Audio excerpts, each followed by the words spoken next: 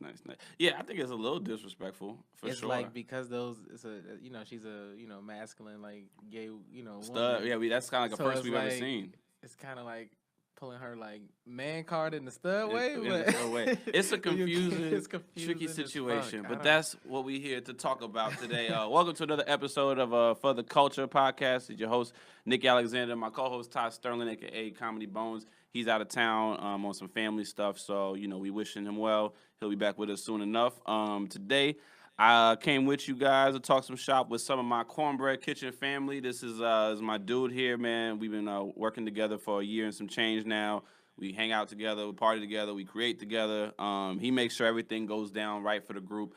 More so, as well as on stage, but behind the scenes, he kind of like is our showrunner in a sense, and just takes care of everything that we need to do as far as just making sure our show is dope.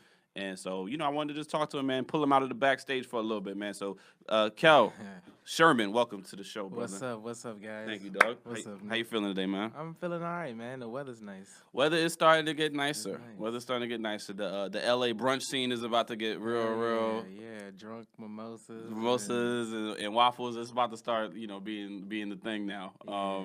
How long you been out in LA, Kel? It's about 4 years now. Maybe okay, Yeah, four, 4 years, All right, almost 4 years. that's not bad. So you feel like LA is like home, or you still feel like you kind of are just getting your feet wet, like I don't know. I just started liking LA probably like last year, so starting to like it? Okay, yeah, it took me a little adjustment to get it will get take used that. to it. So Yeah. I don't know. It's cool for now, Hmm. for now, but we'll see. So you originally from DC, right? Yeah, I'm originally Born from and raised. DC, born and raised. So you a city kid. What do you Hmm think is like the biggest difference between a place like DC and then LA? Like since you've Oh man, I mean they're both like different in the sense. I mean, DC's a political town, so right. it's very kind of like black and white. I would say. Okay. You know, There's like no gray area. there's a little gray area, but you got to go out of your way to find it. Okay. Pretty much everything revolves around government and like politics and policy. I feel like for the most part. Was that like something like your family made you kind of like get into because that's just the thing when you a DC bred you are more like into government politics because of obviously the White House and the Senate and other things like that. Like does Yeah. that have an effect like in the family households in the schools like do I you got like were mean, you really good in yeah. book reports because you just kind of like you know what I'm saying? Nah, I wasn't a book report kid. I hated reading Okay. as a kid, so that wasn't really my thing. But I mean, it just I guess subconsciously you being around it and family was working around it and you just Yeah. everything you see it's like it just kind of leaks over into Yeah. culturally how everything Yeah. is I mean LA is more of a California in general is a more free place, you know what I mean, Yeah. but comparing it to like a New York City, which is another East Coast city that's different from it, there's Right. a little more room for I think creativity in those spaces. Okay. So it's an age old question. What made you come out here? Like, what's your reason for? What made you say I want to leave DC? I did my thing. You went to school. Say you Q's. Yeah, I went to Q's Q's. alumni. Yeah, so I was in New York for a little bit. So yeah, you got your fill in New York, and then yeah. So did you like go back home? Were you stayed in New York after school? Or, like, how did your Yeah. decision to come to like go to LA? And why did you want to come to LA? I mean, LA always was a place I wanted to go. It's like I Mm-hmm. mean, who don't want to go to LA? I mean, you see Right. like palm trees, the beach, like beautiful women, like everything stereotypically that you see on TV. So Yeah. you're Yeah. like, oh, everybody wants to go to LA. So I always had since I was a kid, I wanted to go to LA, and I went to Q. And I was in New York for a little bit. I studied like TV, radio, and film at Q. So Nice. after leaving there, it's like you can go to a few places to do producing or whatever else Yeah. do. But New York or LA is like that's the two places you go. So Okay. All uh, right, I got a quick yeah. question because I didn't get I didn't do the college life campus stuff, and Uh-huh. so when you work in like you said you did TV, media, and film and stuff like that. So like, what do you do? How do those productions go? Like, are those fun things to do? Do you feel like those experiences and taking those courses are they helping you with what you kind of got now with us in the group Oh with yeah, the yeah, yeah, cornbread for stuff? Like, sure. how does that stuff translate? If you could like break that down. Yeah, I mean, I've been even the high school I went to. So I went to a high Okay. school in DC that was like we did mass communication. So Got you. I've kind of always been around like producing and doing videos and Mhm. newscast type stuff all my life. So Okay. going to college, it does prepare you for this because you learn exactly what are all the different moving parts of the production world, and from producing to the editor side to director side, you like just learn a very well-rounded education on the industry. Got you. So now let's talk about some fuck shit, right? So fuck shit. So some fuck shit. My theory was always like, people when they go to like schools like upstate and shit like that, like, and how like I used to like have people who I talked to, and then they kind of started telling me when all of a sudden they just start like fucking a lot, right? Mm-hmm. And from my theory, especially when it's like schools that's up in the cold, my thing is like it's probably just so cold people just want to lay up with each other. Oh, yeah. During them long school months, right? Is that kind of how it happens when you go to a campus like a Q's? I mean, people... girls who just be like, who maybe thought they were one way in high school or whatever, and then they get to campus, and it's like December, and they've been going hard 2-3 months, and they've been kind of like acting like they don't want to talk to nobody, and then all of a sudden just... you just hook up with that one boy. Like all of a sudden, Kel just starts to get a rotation. Yeah. Like how does that manifest? Because it's just that fucking cold. That's how it works. I mean, the beginning of the school year, it's a little hot up there still. Okay. So like things. That's what you like. It's like all right, it's like recruiting time. Or like things kick over from the summer or from last school year, and then fall comes, it gets a little nippy. So it's like you gotta start like choosing like and you're a fresh dresser, so you definitely had a display of wardrobe. I assume when you came to school, or did you find your style after college? I mean, to a certain degree, like you got wardrobe, but at a certain point you be like, yo, it's cold as fuck. Sweaters and sweats. Like however we gonna make it there the quickest. I got 5 minutes. I ain't trying to like spend all the time getting dressed. So in Q's it really didn't matter. Like sweats and tennis shoes probably like that's just easy money. Hoodies like you good. Everybody get it. Everybody get it. If there's a party at night, and like like, they throw in like one of the like little concert halls or whatever, and then that's when you like pull the shit out. Now they're a pretty good party school reputation, right? Q's is that like top 20? Yeah, top man. Something? When I was there, it was the top party school. It was the top. Yeah, and then after that, they just started cutting down on shit. So the school decided. The school was like, no, we can't have this rep. So they like made it like a dry campus and like all those others. They did so you got in at a good time. I was in a good time, and then like the basketball team was lit. So we was Final Four 1 year. I was there, and then we went to. Tournament every year. 2 times I was there. We were Final Four, and then we were Elite 8, I think. So that's pretty good company. Yeah, so we were like, lots of reason to celebrate. Yeah, it was, okay. It was good time.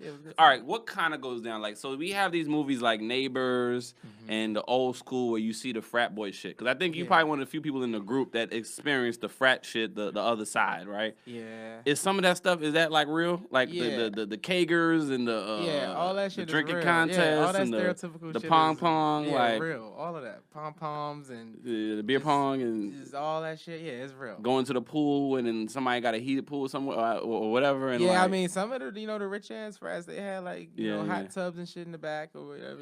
That's fucking like, dope. That's fucking dope. Do whatever they want. I didn't do any of those white frats, but oh really? You kept it black? Yeah, I kept it black. Okay. I'm a noob, so all right. I kept it to the culture. You never dabbled a little bit, Kelvin, in the white? Nah, in the snow? I go over there. Okay. You ventured? I ventured over there. All right. We got friends over there. They cool. Yeah. But you still want to kind of have a lit vibe over there. It was enough black people to get a lit somewhere else, though. Yeah, nah. Q's had actually a big, like, kind of a large black population that was like they held it down. So we had like all the D9 frats and sororities on campus. Oh, dope. Like they gave us money to do stuff, parties, and like bring like speakers and stuff that were like relevant to us. So it was great. Like you cherished your college experience. I did, cause I for my freshman year I went to FAMU, so I was in Florida first. Hilarious. Did you get any diseases? Nah, I came out. You came out clean? I came out good. Yeah. Paul, you went to school, right? Yeah. Where'd you go again? How was you got out the disease free over there? Yeah. All right. Yeah. So you did a FAMU for a year and then you transferred or 2? How many you did? I transferred after a year. Yeah, I went up to Q. Why the decision to go from DC to South Florida? I went to Florida because I had a few choices for school that I didn't get into. And then I had like my safety schools, and then FAMU was one of my safety schools, so I went to FAMU. I was like, all right, I'm gonna check it out. They got a good broadcast journalism program. I still want to stay in media. And I got there, and I was just kind of like, all right, this is cool, but I still want to like, I want to like turn Mm-hmm. shit up or whatever. I want to be like more creative. They had only I found out, and I didn't really want to do news and stuff. I wanted to do Gotcha. more TV and film, like Entertainment. scripted stuff. So I was like, Yeah. And Q's had all that. Q's had it. So Q's actually put me on a wait list Wow. my freshman year, and then actually when I got down there to Florida, I got a call saying I could come. But I had already set up everything in Florida. My mother was like, "Nah, you gotta stay down here, so we can defer this income." Oh yeah. We can defer it. You And gotta then play can right. go- You gotta can play go the cards next right. Yeah, year. that's the Q's. I'm sure that wasn't cheap. So Student loans, right? So yeah, I kicked it at Florida for a year, and then Alright. yeah. So you finished Q's, right? Mhm. And you come out to LA. You said I choose LA over New York Yeah. to do this craft. So like, when did you get the bug to want to do comedy? Like, how did that like hit you? So when I started writing scripts and when I got the Q's, I started writing scripts. So we had like a class where you write like a short script, and Yeah. I was thinking like for a moment, I was like, what I'm gonna write? You be brainstorming, and then like, you try to brainstorm like some deep shit, like oh yeah, that's like a film, It's gonna say something. And then I just gonna was touch like, people. yeah, it's gonna touch people. And then I was like, the one that came to life was the funny one, you know what I mean? Yeah. I had a comedic one that I wanted to write, so Okay. I wrote this short, All right. and I remember it was. Are we ever gonna get to see it? Is the I group don't know. gonna- We probably should. We I gotta could do probably the pull movie out night where joint, everybody got yeah. some like old shit that they did back in the day. But I never so we can produced laugh. it though. Oh, you didn't I produce just it? wrote it, but Okay, I okay. remember turning it into my professor and how she was just like thrown off by it. 'Cause You had done everything was- serious before that. yeah, and the professor I had, it was more of a serious tone. Like it wasn't really Okay. like It wasn't the place she for wasn't that? like a comedy. She worked on like Spike movies and stuff, so she was like real, and she was an Indian lady. I Alright. love her. Her name was Tula Gawanka. Shout out to her. But Shout she out to was Tula. yeah, she's more of a serious type of human rights activist kind of like type of Got person. you. So she wasn't fucking with it. Nah, yeah, I think I had like a dog licking like fucking chocolate off of one of the professors like under her leg, like coochie or some shit. Like Oh, okay. it That was like a it was sketch? it What was was like it? it was a wild. This is dark, It was a Kel. wild ending. Like Even for you, this is dark. No. it was wild, man. All right. It was wild, but it was comedy. So that was like right there. But Okay. And then you just out here, and then you just kind of like really wanted to just like, so you just, are you working in another field, or? yeah, I know so you've been in the music business yeah, too. I dabble in the music industry too. So that's how I kind of ended up out here, and then I just kind of like 2 years ago, I was like, I kind of want to get into writing. So I went over to take class at UCB. Nice. And I just kind of like fell into it from there. Did an improv class, and you know. And that's when you met the who'd you meet I first? met Megan in improv. Okay. Class. Yeah. So And then- that's how got the cornbread. And then from she there. pulled you down to the gyms. Yeah, she pulled me down to the gyms. I'm like, all right, get out here, because I'm not really like Yeah. like a performer like that. But yeah, she pulled me out, and I just kind of like fell into it. I'm like, all right, cool. We trying something new. So I'm like, Well, we all thankful for Megan for pulling yeah. each and every one of us. I think. She From was somewhere. plotting. Yeah, Meg was on it, man. Meg's like, I'm gonna build me a team. Build me a team. Fuck this. I'm like, that nigga look like he could be on this team. He'd be good. Right. YouTube. No, it's pretty cool. So, yeah, man, we've been doing a really good job. I want to ask you. So, like, I think it would be fair to say, I think most in the group would agree, you probably are the most selfless one. In a way. In a way, I mean, I think we all agree. This is a chance to be cocky today, Kelvin. I can agree. So I think we would all agree that you probably are the most selfless one. I think you sacrifice a lot because you try to make sure things behind the scenes, the tech stuff that we try to incorporate into our shows, where we can have things on the projector for people to watch, as well as the talent on stage. Yeah. And you usually handle the bulk of that, and just as far as show running, as far as sometimes dealing with the people who in the spaces that we perform at. Now, I think that we're in a kind of a phase where people behind the scenes, it used to be like you just never knew who worked behind the scenes unless you were in the know, right? Mm-hmm. And I think we're in the age now where because of social media and stuff like that, you kind of do get to learn more about people who work behind the scenes. Yeah. Are you somebody who, like, to the core, doesn't really care about who gets the credit for stuff as long as the shit is always well received all the way around? Or, like, are you kind of like, yeah, this is what I do, but you ain't got to really, like, I'm not really trying to be the one to get. I don't care about the shine like that, but this, it's just as long, how do you really feel about that? I'm more of a like, you put the work and you put your head down and you do the work, people recognize you. That's Yeah. kind of just the way I operate. And I'm more of a team based person. You know what I mean? I'm like if I'm doing something with a group, you know what I Right. mean. It don't do me no good to like outshine anybody. Like that's just not, it just Yeah. that don't work. That's how shit like fall down. You know, Yeah, we yeah, for seen too sure. many like Temptation movies and Bobby Dog. Brown stories. You know, Every to music see how group, that shit it's the work. same shit.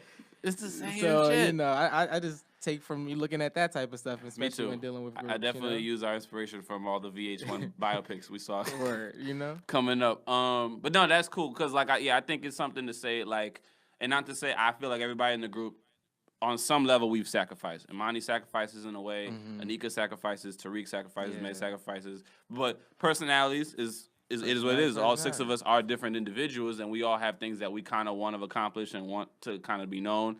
Some Mm-hmm. of us vocalize that more than others. But I honestly always felt like Kel, you kind of more so like always on the high road, and you I think you really care about just as long as the shit is well received. Who cares?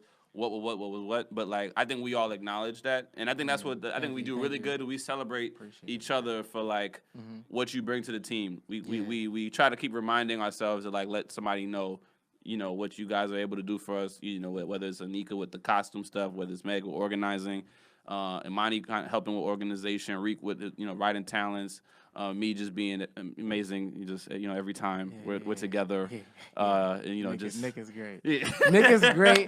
Nick is great at telling you if the shit is not funny. That's He's not that's going my to best skill. sugarcoat it. I cannot He I won't. cannot fake the If you funk. look over and Nick is not laughing at something somebody read, you're like, damn, I'm gonna have to go back and punch that up, This or ain't it, man. This gotta ain't it. come a different way next time. It's hard. You know what I mean? Nah, it's Especially needed. It's because needed. I talk to like Rika and Meg about that a lot too, and even sometimes Imani and Anika a little bit. Mm-hmm. But it's like sometimes we have like because we're in this we're kind of like in a safety net. Not safety net era, but we know how we are with the Yeah, improv no, it's space. How very it's sensitive more space. welcoming than competitive, right? Yeah. Now, being a stand up, we come from being driven Mm-hmm. and being about yourself in a way and making sure that you only can outdo yourself. But Yeah. also, you do have sometimes where there are moments where it's competitive with the other comedians that you're performing against. And Mm-hmm. we believe competitiveness drives you to be better, not competitiveness for the sake of trying to outshine you and Oh embarrass you yeah. in a way where it's Yeah. not cool. But it's like boxing. It's like Uh-huh. ninja fighting. So we Yeah. train, we sharpen our blades, Mm-hmm. and we're gonna eventually spar and joust or whatever. Yeah. And we're competing because we're trying to make ourselves better. We want to go against the best.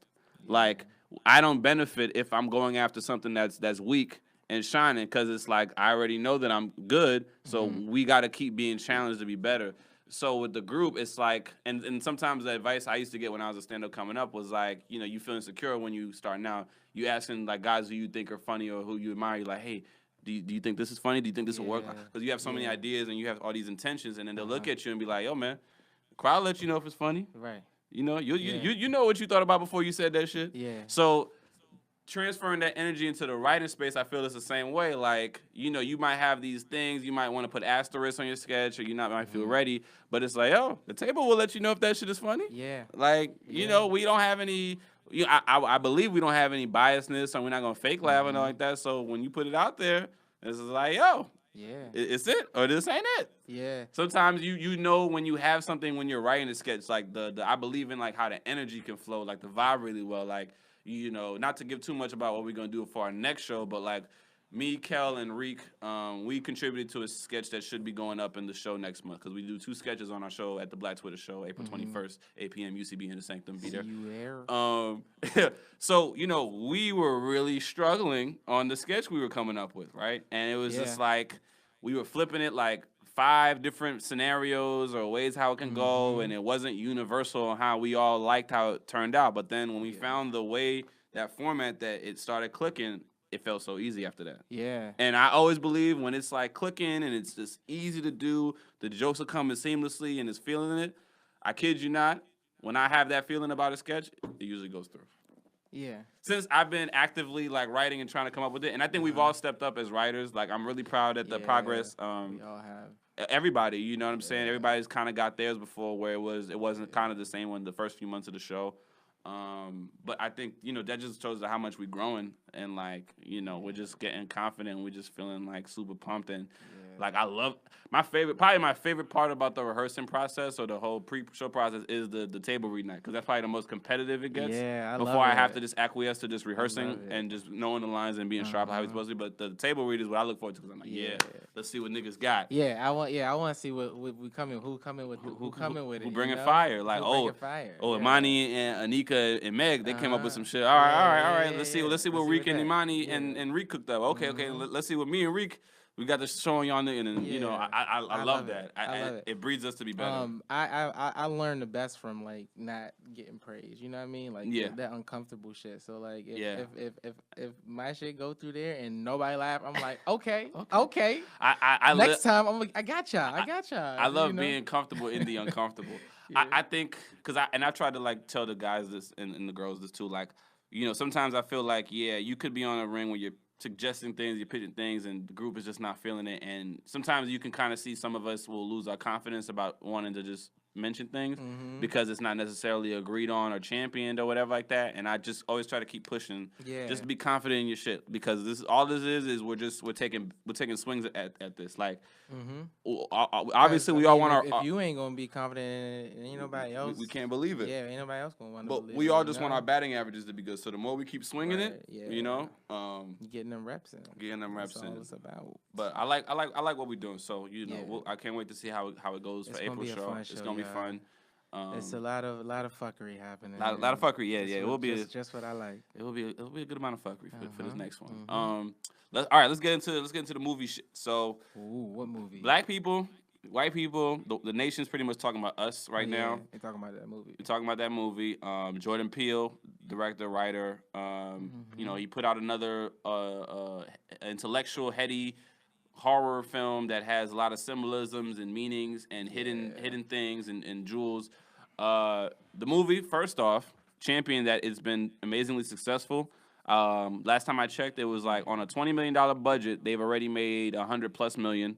Overseas, I think it made like 22 million in like 14 markets that it opened up into. So the movie is beyond successful. And for a movie that's 100 million plus black actors, well at the box office, people. We've been really consistent. That's what's up. And shout outs to the cast of us with Lupita, Winston Duke. They were great. The white lady, I forgot her name, but she's on Housemaid's Tale, the actress, something Moss. I'm not good with names. Yeah, I'm a little bit decent, but I just didn't know the white lady's name. But she killed it too. Yeah. So she did. All right, Kel, how did you honestly, you know, and you can, like I said, you don't have to do the raw.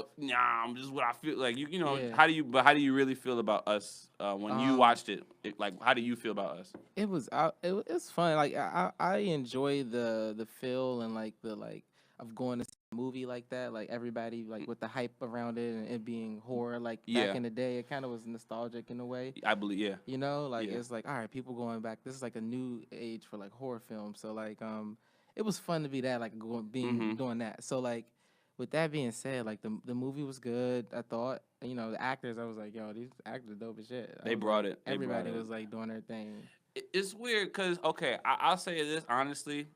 I watched the movie, and I was into it. I was for sure into it. As it was unfolding things, it was a little annoying, and I'm just kind of like, really? It was a little. It got to the some action choices, a little slow for me. Some of the just how they were trying to kill them there, and then sometimes the red wouldn't kill them there. And I left when the movie ended. I was like, when they had the big reveal, and if you didn't see it, spoiler alert. The backstory: a family basically goes on vacation and they get haunted by clones that look like them, but who can't speak or talk. They're more primal and just natural raw rage because they were breeded underground and can only watch the people who live above ground from a distance. But then they get to escape and murder their counterparts. So you find out that there's a little girl who's taken in the beginning of the movie from her family, and her clone takes her.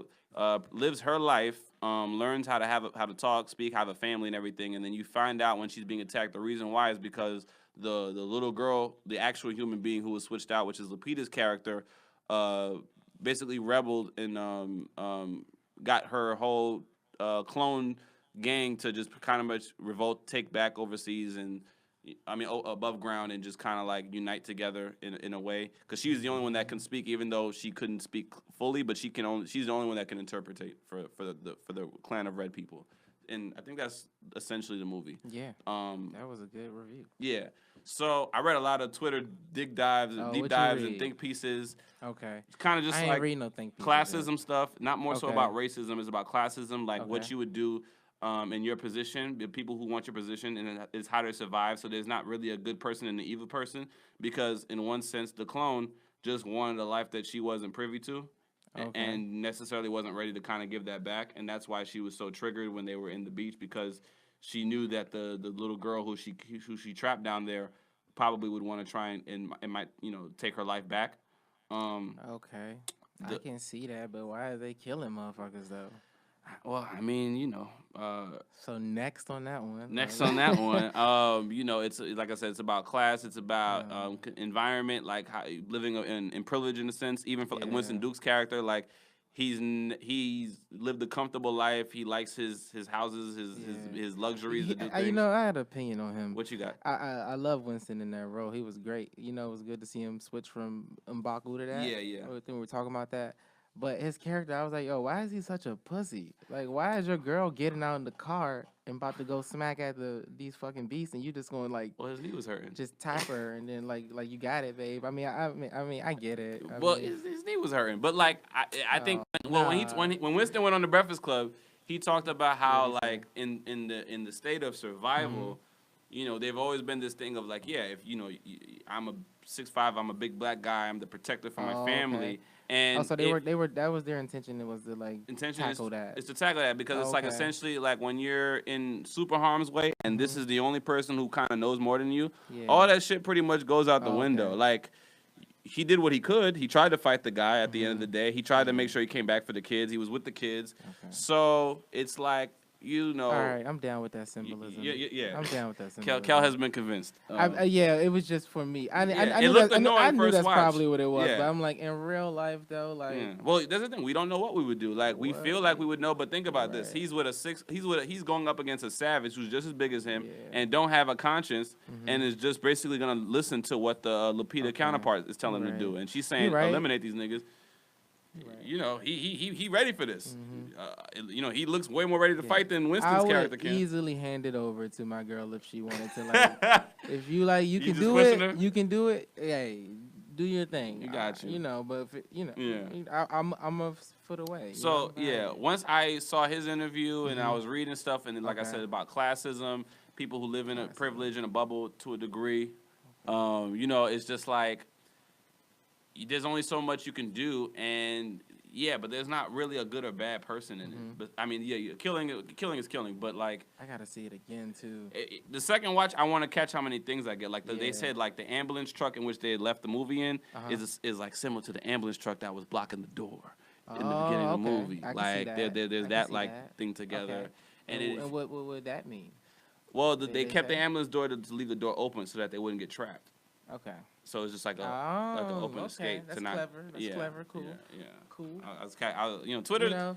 I gotta shout out to Lonzo Ball because he's the one who tweeted what is us about, and then gave everybody the license to start writing in that shit. So Lonzo, thank you Lonzo for tweeting because niggas really very communal of him. Mm-hmm. He's been he's become better since the Big Brawler brand went under. What you think about that? Like I bet you there's so many people who like they're happy that this is happening, but I'm still kind of like I mean a family friend jerked them. Fuck, he just missed out on a big ass contract. That you think he missed out? He can still get a contract, but I mean, not like when you're a rookie coming into the league and they don't know what you're gonna be. He had the Zion buzz. I feel like He was. I mean, he was the talk of the nation every day. Like I feel like he was the talk of the nation since Zion, right?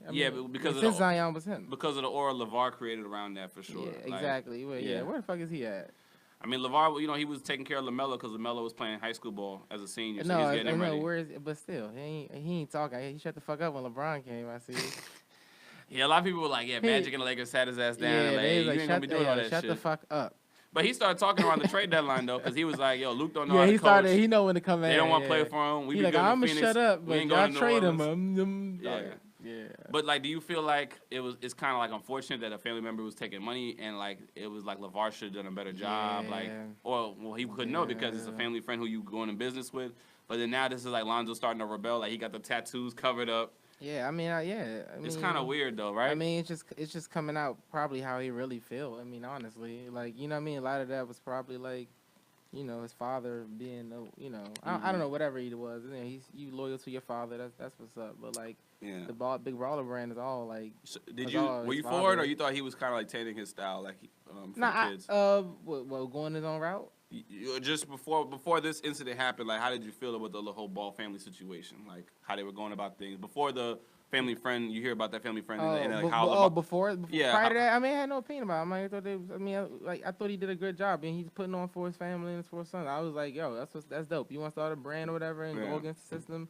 That's cool. Do what you do. You know, you need people like that to kind of, you know. But going after now, like, do you feel like now? What do you think Lonzo can do from here? Like he has to have a good offseason so that he can play a full year because he's been getting hurt since he's been in the league. So his stock is not as high as what it was coming out of college because that's when you had all the hype in the world and you know they don't know what you're gonna be and you've kind of seen him for Lonzo for 2 years and I think Lonzo is good, but I feel like Lonzo needs to get a chance to run a team and I feel like. I thought it could work with LeBron, but you see what D'Angelo doing. Is that what should have happened for him? Well, it's different. It's two things with that, right? Cause I really pay attention to basketball and like every aspect of the league. More than me. Yeah, I'm a diehard fan. I'm on the surface of it. I feel you, but like the way you know more shit in music, like you know all that shit behind the scenes from the team. Yeah, basketball. Yeah, you listen to basketball podcasts. I listen to basketball. I'm a junkie, dog. I'm a junkie. I'm just highlights on ESPN. I feel you, and you're right. You a grown man. That's what grown people supposed to just watch highlight ESPN. You might go to a game here and there, watch the playoffs, March Madness. Bleacher Report, and that's it. I'm religious. Like I have a Knicks text group. Oh yeah. We've been talking about this whole season how horrible it was to get through. Yeah, but with the D'Angelo situation though, D'Angelo, he had a great fourth year, broke out, made an All-Star. Nets might make the play. They probably will end up making the playoffs. The thing with that was that when he played with the Lakers, right, he came into the league. You also got. I'm a believer in you gotta assess the situation. Sometimes it's just not that black and white. There are, not to make excuses for people, but there are circumstances that are sometimes beyond your control. Like most players say, you know, some things are beyond my control. There's politics that you do have to deal with. So. And I remember D'Angelo's journey because I really wanted him bad when he came out in the draft because that's when we were in the lottery that year. That's when we got Kristaps, but the Lakers got the number 2 pick and chose D'Angelo when I thought they were going to take Okafor or whatever. Right. So D'Angelo, he came in where that was Kobe's last season. And Byron Scott was the coach at the time. So a lot of people don't know about Byron Scott, but Byron Scott likes to like let you not shoot threes. He's very disciplined, like old school, like tough nose. He coached Cleveland with LeBron, right? A little bit, yeah. And he had his best success with the Hornets and the Nets back in the day. Okay, right. And former Lakers. So and the Nets, he was very strict. D'Angelo was a little like loose, jokey, fun, but he has talent. But you're playing with Kobe on his last season. He's kind of like up and down in the lineups, but he showed some things. But it was just like, all right, not a bad rookie. He's cool. Yeah. Second season, then the shit happened with the Swaggy P and the phone thing, and he lost the trust of the locker room, and that was kind of hard to get over. And you being in, I think L.A. might have just been too much distraction for him. Yeah. So they traded him, right? When his stock was like whatever, because it was like he didn't really make a jump or nothing like that. It's kind of like they wanted to get out of contract, so they threw him in the Mozgov deal. Yeah. Now the dude who's the head coach of Brooklyn, Kenny Atkinson, is a very very good head coach, and one of his biggest strengths is player development. Like he has a really good rapport for developing players and making improvements on their overall game. And I think the time that he spent in Brooklyn, kind of like not getting distracted by bullshit and just focusing on the game. And this year he made a breakthrough because he really cared to like figure out what was going on wrong in the game room and on tape, and that's what they were talking about when they had a little profile for him. And he started watching game tape and making adjustments, and he's just been more focused. And like now you're seeing his potential. He's starting to reach his potential. Like he can still get better from this. Like this is not gonna be his finished. Some people don't need LA or a big market like that. Sometimes I mean he's in a big market, but he's not like the shiny object. Shiny object because Brooklyn's like the Clippers of LA. Exactly. No offense, Paul. But the Nets are so much cooler though than the Knicks. I'm sorry, bro. Kel, listen. I get the Knicks. The Knicks is like legendary, the Garden and all that. But like Brooklyn is like Brooklyn is so Brooklyn. Brooklyn is getting fly. Reek is very happy because Brooklyn got Coogee jerseys. Oh, where? Oh yeah, I saw that. They got good designs. They got a good structure in place. They play in a great arena. Yeah, it is fly and listen. I'm not delusional. Woodlands is right across the street from Barclays. Yeah, go to Woodlands if you're in Brooklyn on a Sunday. It's a restaurant? It's a little restaurant. They had like a little brunch with like the soca playing and Oh, shit. we gotta hit like that you then. gotta go. All It's a site. Woodlands. Okay. All right. I'll go check that out. But what I was gonna say was, I'm not delusional. So as a Knicks fan, I know we've been trash. More often than not, the last couple years outside of the first few years of the Melo run. Yeah. But with me, this is my thing. I have to be cautiously optimistic because as long as we have that owner who we have, it's always gonna be a shit show because he just runs his mouth. He just says dumb shit. And the way he went about hiring management was just. It's just so many layered issues. So Brooklyn has been ran better. Somebody should just tell him, like one of the other NBA owner homies. Who's gonna give up owning the Knicks? Just, just let somebody else make the decisions. But who's gonna give up owning? He's like Jerry Jones. He's kind of he's kind of like Jerry Jones. So Brooklyn, since they got rid of their owner, the new ownership has been great and their management is great. And I'm really learning about how for a team to be successful, that shit really has to work with the talent that you have, the front office, and the ownership. Like, all that shit matters. Yeah. So, Brooklyn's in a good spot. I think D'Angelo, it's the environment that he was in. And at that time, L.A. didn't have a good environment. And you know what I mean? So, he just... Yeah, it was a depressing time. His focus wasn't there. Kobe was still taking shots, was still shooting 40 shots a game on his last season. So, it was just weird. And he just couldn't develop. And then they didn't put the ball in his hands. But now, the way LeBron is constructed... He'd be perfect to fit with LeBron because he's a dude who can shoot the three, he can create off the dribble, he can make plays, and that's basically who LeBron needs because LeBron can do that the whole game except maybe the last 5 minutes. You want another guy who can just make that shot, who can create when I want to take a breath. Yeah. And maybe none of those guys spread his wings. He didn't need to be around LeBron either. Maybe Maybe it's for the best. So that's what it. Jesse got off. But Chicago's doing some shit. They trying to tax his case for getting thrown out. Yeah, they trying to. They don't ever do that for Chicago PD when they be killing niggas. No, they don't. What's up with that? What's up with that? Even though Jesse did it. You know what I mean? It's like, all right, he got off. Because it's like an inverse OJ. I'm like, all right, yeah, it's an inverse OJ. Like, he got off, and the lady that was recused herself, she got back in it, and she did what you expected, like what some of y'all niggas expected Obama to do when he got in, wave his wand and shit. So she, hey, it is what happens. It don't happen all the time for us. So, like, can we just get this one and just leave it alone? Like, just leave it alone. Now, here's the thing. All the signs pointed to that Jesse did some fuck shit, right? Yeah. The signs pointed to it. Because I really don't know the truth at this point. Yeah, I don't want to incriminate him. Right. The signs point that there was some fuck shit that happened that Jesse was a part of, unfortunately. Yeah. For his case to get just all the way dismissed, I'm still, like, head shaking, trying to figure that out. How does that work? But I still think it's wrong that they're trying to tax him. I mean, they got thrown out. It's easy. She said, I'm the fucking prosecutor, and I'm fucking with him the same way that some of the white prosecutors be fucking with the other people they get off all the time when these, like, corporate So it's the privilege as a prosecutor. I can throw someone away if I want to.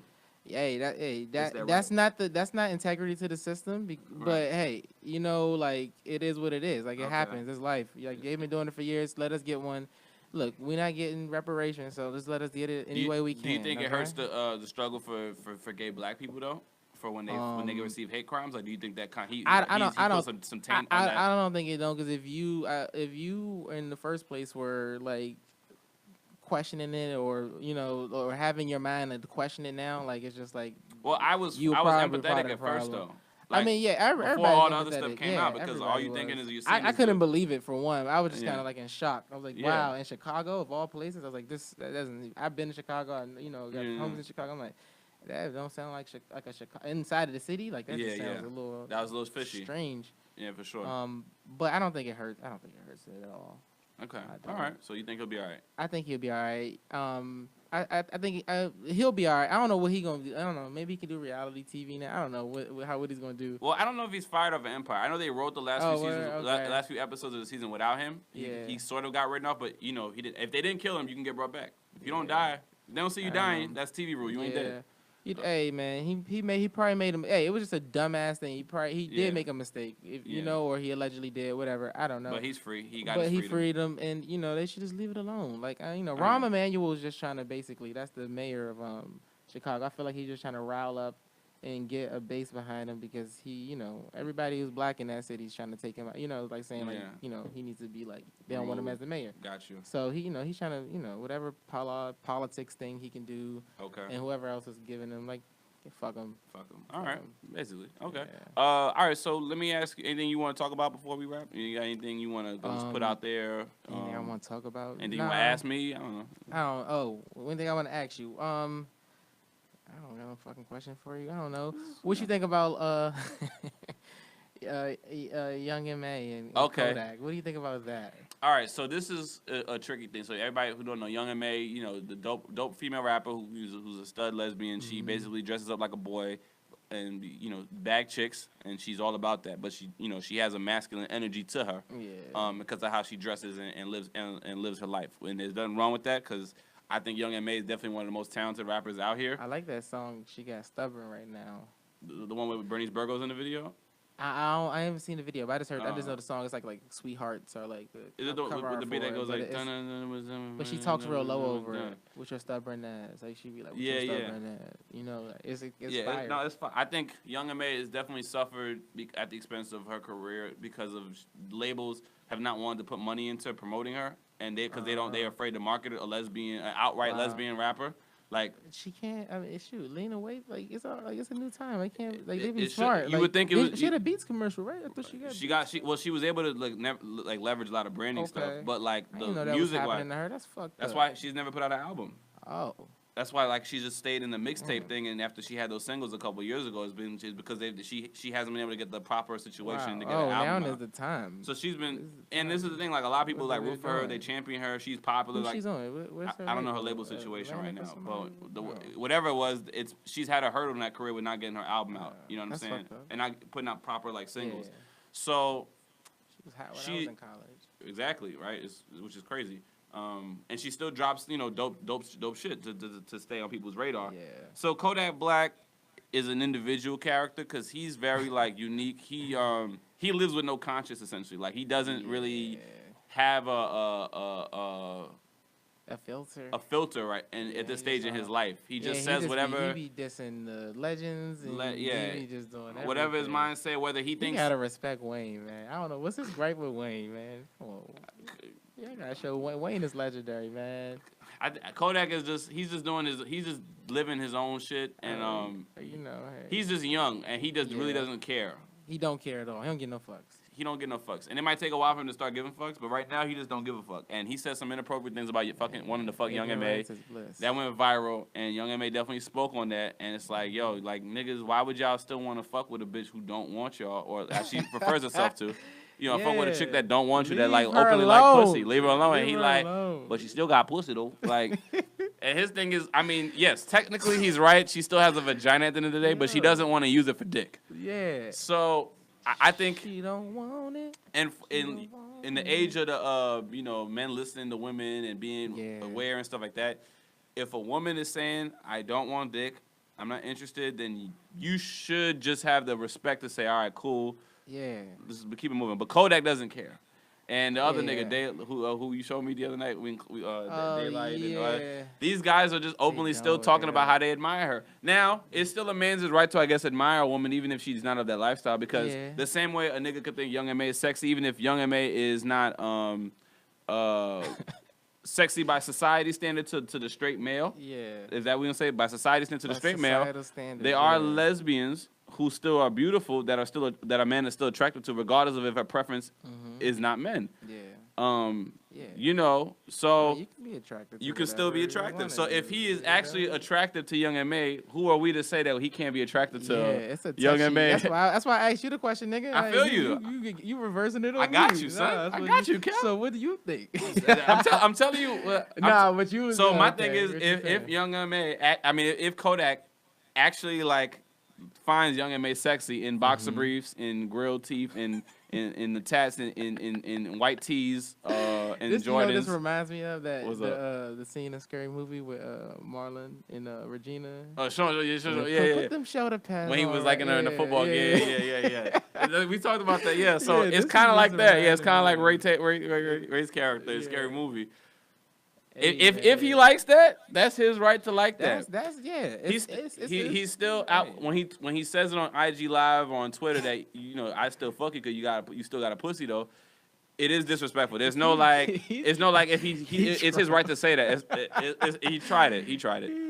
I was there, yo. He sound. Yeah, But he sound like Plies. That's like some. right, that's mine. That's that south That's south in shit. Florida. It's that Florida. Shout out to Florida, man. Still do fraud. 305. Still doing fraud. Shout out 305 all the way live. But Young M.A does have a right to feel bothered because it's like, yo, like why y'all niggas talking about me like I'm like you guys are something that I would entertain. But sometimes as we learn. Well, she said she gonna pull up on them. She gonna pull up and that's have what some that's what I heard. She said she would have to pull up on them. Well, if she pulls up and starts swinging, what do you think about does Kodak have the right to defend himself if he's being attacked? Physically? I think he does. But she ain't come like he might not get the chance to swing back. Hopefully she might yeah, hopefully no they violence, just have a man. conversation. It's never that serious. Hopefully they have a conversation and he's open minded to understand. At the end of the day, it's all about respect. It's just about respect. Just show that basic respect. She said, leave me alone. She not with that. Don't be doing that. Like, yeah. He should have the respect to not just say it publicly. I don't know. Maybe her girl should step up and then come at Kodak. You think Kodak jerks off the Young M.A? I wouldn't. Knowing Kodak, I wouldn't put it past him. I wouldn't be surprised. Yeah, Kodak beats his meat to Young M.A. Wow. Okay. I don't want to end it on that last word. Yes, you're. It's tricky. But I think best of both. They're two talented individuals. Very, I hope they can have a conversation and be open minded to understand where each other is coming from. Yeah.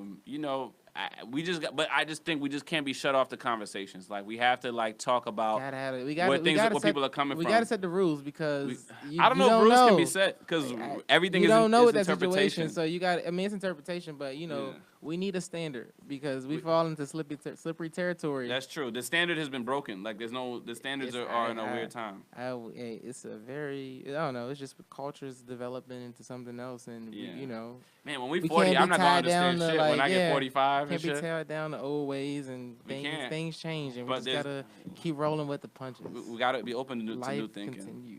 Yeah, man. Kel, thank you for coming through, man. Talking some shit. This was good. This is my first podcast. Pop my podcast, Cherry. There you go, bro. Where can the people follow you? If there's anything you want to promote, talk about that. Just come to Black Twitter show. Y'all see Nick, myself, and the rest of the cast. It's gonna be a fun show, man. This Easter Sunday too. So 21st Sunday night, 8 p.m. The day Black before. Twitter show. It's a lot. It's a great weekend. So and the weather's nice outside, man. Just come on. It's nice. That's fun. It's nice. So where can they follow you? What are you active social on? Media, I'm Come Up Kel on social media platforms. That's it. Just Come Up Kel. Just Come Up Kel. That's my name. That's my tagline. So keep up with Kel, man. Kel is just a cool, fly dude. You know what I'm saying? His Instagram picture, he just, he seems like he's always in some good company. Yeah. I'm good energy. That's all I. Kel's good energy. Man. Good energy, man. That's facts. Yeah. So yeah, man. Basically, just keep following at For the Culture Live on Instagram. Follow Cornbread Kitchen on Instagram. CBK Comedy on the Twitter. Nick of Comedy, all things social, one word. Just seeing what we got going on. And yeah, man, y'all just be good, and we'll talk to you on the next go round. Peace. Bless, y'all.